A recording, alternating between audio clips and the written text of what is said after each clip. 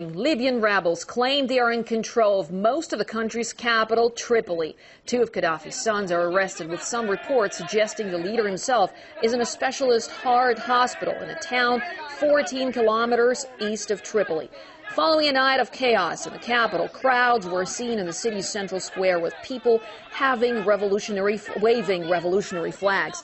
Now we cross live to journalist Mahdi Nazemroy, who is in a hotel in Tripoli where foreign journalists have been obliged to stay during the conflict. Mahdi, thank you for being here with us this morning. Now you have been trapped, as most journalists, in the hotel.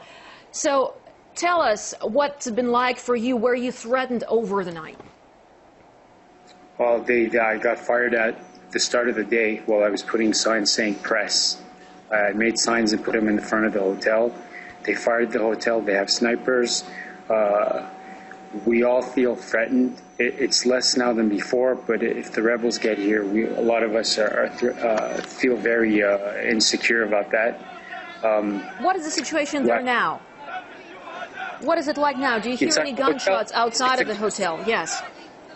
We haven't stepped outside the snipers, but there's been looting in the hotel. Right now, I'm in the Libyan Media Authority's office, which is basically you need permission to be in here. I took the liberty to come in here to show you the looting. So you can see the projector up there was taken, and you can see the ladders that they put. They've been going through the rooms of people, even the looters, young men.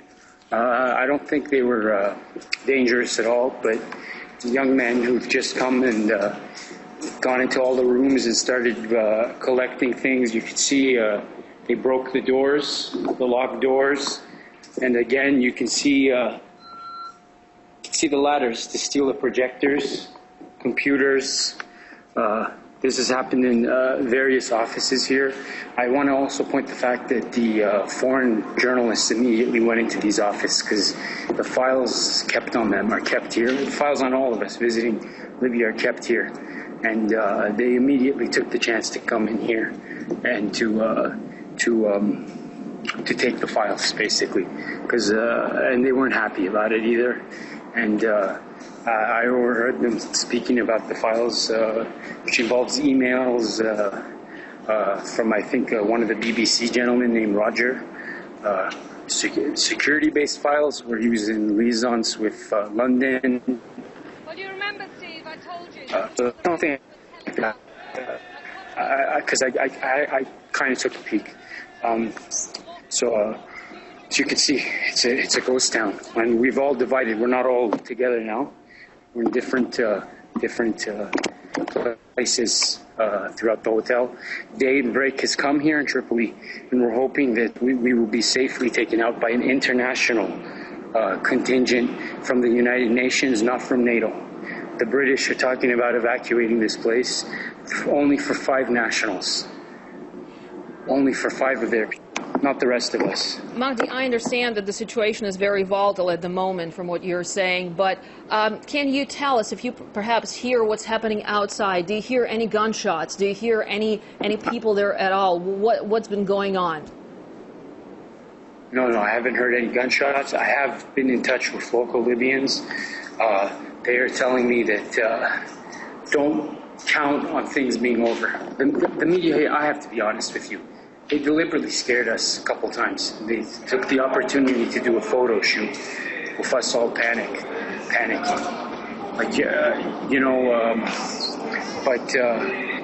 I think it's too soon to say. I don't think this regime's fallen. I really don't believe it. And if what I'm being told is correct, it sounds very plausible because this is based on Yugoslavian tactics, which the Yugoslavians taught the Libyans. The Libyan military and Yugoslavian military had a lot of cooperation agreements, and there was a lot of training from the Yugoslavs here. So this could very well be the Yugoslav model was used here, with a mixture of local tactics and maybe even guerrilla warfare. Anyways, as you can see, there's some of the young men who are looting and are outside now. They're walking around. It's a ghost town. It really is. You told us earlier that there are snipers outside of the hotel. So who do you think they might be targeting? They were shooting at us, they shot at me putting up a press sign. They shot at the hotel. Why do you think that international journalists might be the target? Yeah, there is firing now. Firing has started again. Or I'm sorry. I'll repeat my question asked you earlier. So you told us that the snipers are outside of the hotel and they might be targeting you. Why do you think this is the reason? Why do you think they're targeting you, international journalists who are holed up in this hotel? Maybe Mr. Sarkozy wants a reason to send French troops here, just like he did in the Ivory Coast. You know, a couple of international journalists dead, saying there's chaos, we have to intervene. This is a responsibility to protect. Mr. Sarkozy and his cabinet could easily say that, so can President Obama and Prime Minister David Cameron. You know, a couple of us get killed for multiple reasons, not just that. There's bloodbath in Tripoli, and they say we can intervene. It's our responsibility to protect. Since they have a responsibility to protect, I'd like to see them go into Bahrain or other parts of the world that are being bombarded. I never saw the responsibility to protect in Rwanda or in Gaza or in Lebanon. So this is preposterous. They were firing at us. Our hotel's been fired at. You know, I'm sure that my colleagues here from the other press agencies will say that they had soldiers in here or something like that. They'll say anything. Civilians, they're using civilian shields, but that's not the case. I'm sorry, I'm not going to lie. Even if they're going to kill me, which I'm afraid they might, I'd rather die.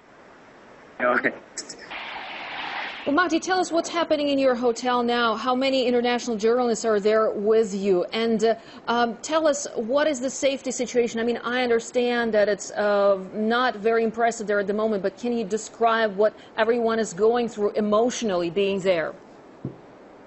We are going through, we are teeter-tottering, you know, there's fear, there's anger, there's exhaustion. Let me tell you, a lot of people didn't sleep because of the NATO bombings.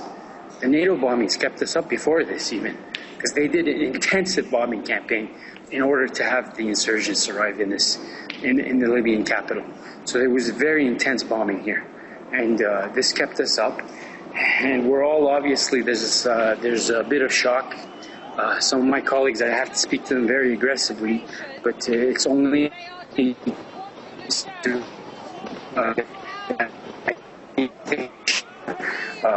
several of us are really afraid for our lives because of the positions we have on this war and our opposition to NATO intervention in a sovereign state.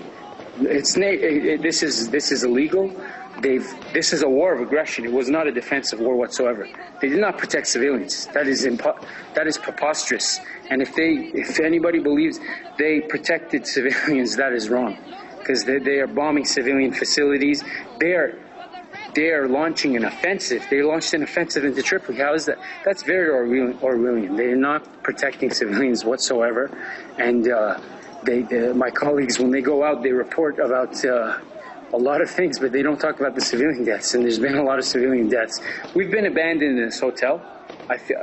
We've been left here, and we really like the international community, specifically an international initiative that is not NATO, which includes the Russian Federation, the People's Republic of China, and several other countries. You know, we have people from Iran's Press TV here. We have people from AFP here. We have people from Telesur, the Cuban national news agency. All these nations should now speak outside of the contact group. We don't want the contact group because it's an aggressor here. We want a neutral configuration of the international community to come and get us out of here. I personally would. I can't speak for everybody, but there are some other people who hold the same views as me, and we really like to. You're in a very difficult situation. You've spent a night being an emotional roller coaster. And we will, of course, be crossing back to you for more updates. But thank you very much indeed for bringing us what you could, being in those circumstances there in Mahdi Nazem Roya, in a hotel in Tripoli where most of the international journalists are at the moment. And thank you very much for showing some of the pictures there and what the looters have done to the hotel. Thank you very much indeed, and stay safe if you can. Mahdi Nazem Roya there joining us from Tripoli. And as the mainstream media talks of people waving revolutionary flags all over Tripoli, some independent reports suggest Colonel Gaddafi may be regaining control. Journalist Lizzie Fallon feels it could be the Libyan leader's intentional strategy, to let the rebels in. I have heard reports that people have come out into Green Square and other parts of the city waving the green flag, and that the Libyan army is in control. Now, what we've heard is that the strategy of the Libyan government and army was to permit the rebels into the city because previously they have been operating in sleeper cells, and therefore it was very difficult for the Libyan army to know who they were or where they were hiding. So this strategy was part of bringing them out of the woodwork to lead to a direct confrontation so that they could be dealt with quite swiftly. And also we have heard that the tribes, the large tribes of Washafana, Wafala and Tahuna and other tribes came from their areas to Tripoli to join the battle. We have also heard that Gaddafi was in Green Square with the people there. So this is the information that I'm hearing from our contacts across Tripoli. Of course, this is a huge turnaround of events, and if they do turn out to be, if they are confirmed in the coming hours, then it will be very interesting to see what this means for NATO and its forces on the ground, i.e. the